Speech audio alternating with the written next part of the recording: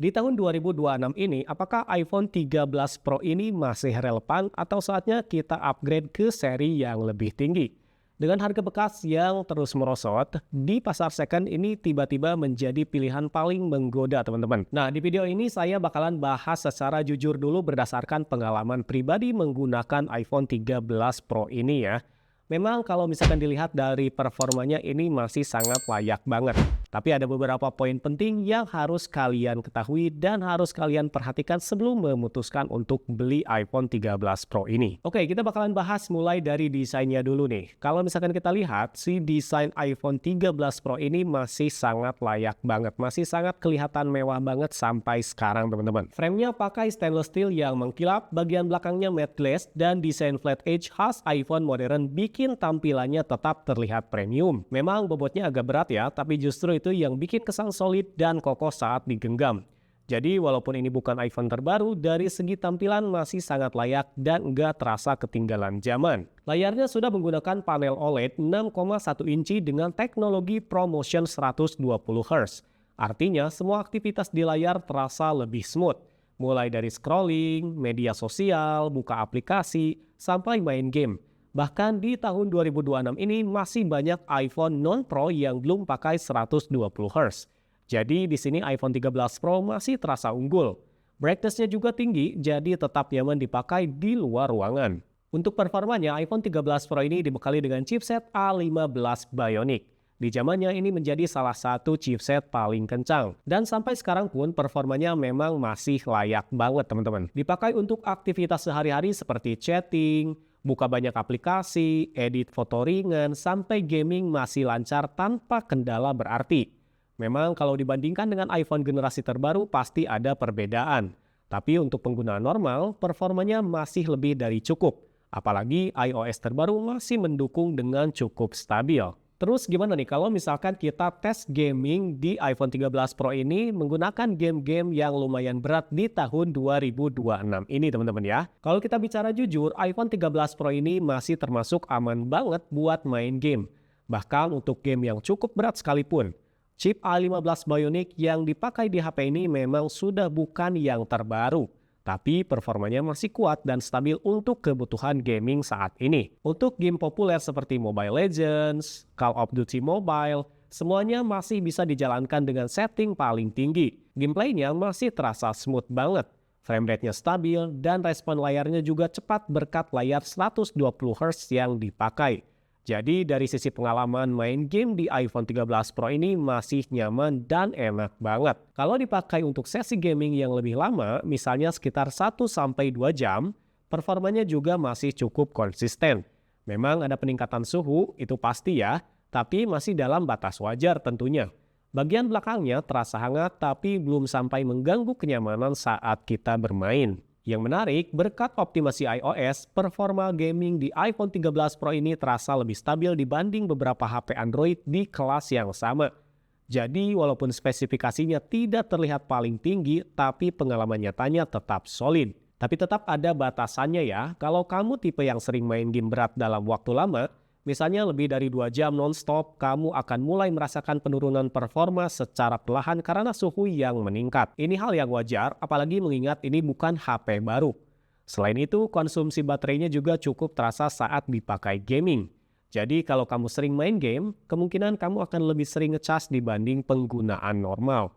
Jadi kesimpulannya, untuk iPhone 13 Pro ini kalau misalkan kita pakai main game di tahun 2026 ini masih sangat layak banget teman-teman ya. Apalagi kalau misalkan kalian tipe game yang casual. Tapi kalau kamu hardcore gamer yang butuh performa maksimal terus-menerus, mungkin ada opsi lain yang lebih cocok. Oke, sekarang kita bakalan bahas di segi kameranya. Ini bakalan jadi pembahasan yang memang jadi favorit banyak orang, teman-teman. Kalau kita mulai dari hasil foto di kondisi cahaya yang cukup, ini masih jadi salah satu kekuatan utama iPhone 13 Pro ini. Di kondisi outdoor atau siang hari, hasil fotonya terlihat tajam. Detailnya dapat, dan yang paling penting warnanya natural. iPhone itu terkenal nggak terlalu lebay dalam mengolah warna ya. Jadi hasilnya lebih mendekati kondisi aslinya. Cocok banget buat kamu yang suka foto tanpa harus edit berlebihan. Dynamic range-nya juga masih bagus banget. Jadi saat foto di kondisi yang ada langit terang dan objek agak gelap, detail di kedua sisi masih bisa terjaga, nggak gampang overexpose atau terlalu gelap. Masuk ke kondisi cahaya terang banget, misalnya di bawah sinar matahari langsung, iPhone 13 Pro ini juga masih cukup stabil. Highlight masih bisa dikontrol dengan baik dan detail di area terang nggak langsung hilang. Walaupun memang di beberapa kondisi ekstrim tetap ada limitnya, tapi secara keseluruhan masih aman dan konsisten. Sekarang kita bahas low light atau kondisi minim cahaya. Di sini iPhone 13 Pro masih bisa diandalkan, tapi mulai kelihatan batasannya dibanding iPhone yang lebih baru. Night mode-nya bekerja dengan cukup baik ya, membantu menangkap cahaya lebih banyak dan hasil foto tetap usable. Detail masih ada, noise cukup terkontrol, tapi kalau dibandingkan dengan iPhone generasi terbaru memang terlihat sedikit lebih soft. Tapi untuk ukuran HP yang sudah beberapa tahun ini, hasilnya masih tergolong bagus dan masih layak dipakai untuk upload ke sosial media. Sekarang pindah ke kamera video belakang, yang bisa dibilang jadi salah satu nilai jual utama iPhone ini. Untuk perekaman di resolusi 1080p, hasilnya sudah sangat stabil. Cocok buat kamu yang sering bikin konten cepat, story, atau video ringan tanpa perlu file yang terlalu besar.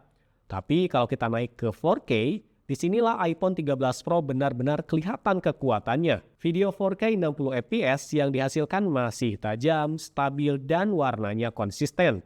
Bahkan di tahun 2026 ini, kualitas video iPhone 13 Pro ini masih bisa bersaing untuk kebutuhan konten profesional. Stabilisasi videonya juga sangat baik. Jalan sambil rekam pun hasilnya masih tetap smooth.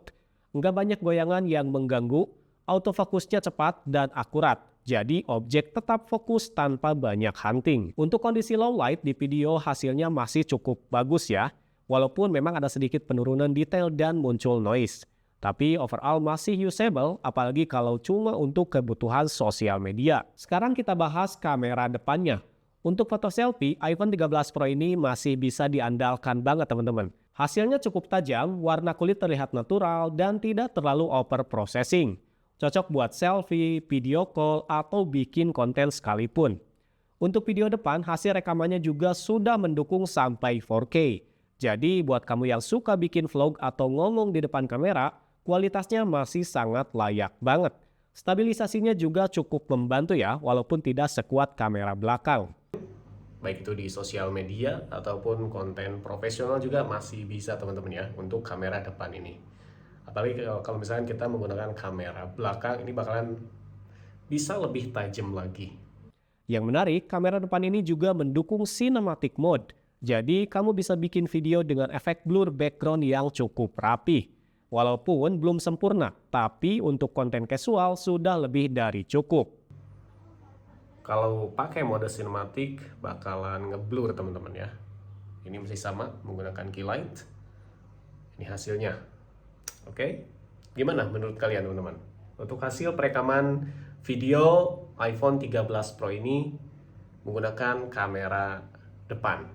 Kesimpulannya, dari sisi kamera, iPhone 13 Pro di tahun 2026 masih sangat bisa diandalkan. Oke, selanjutnya kita bahas tentang baterainya teman-teman. Tapi tetap ya harus realistis soal baterai ini.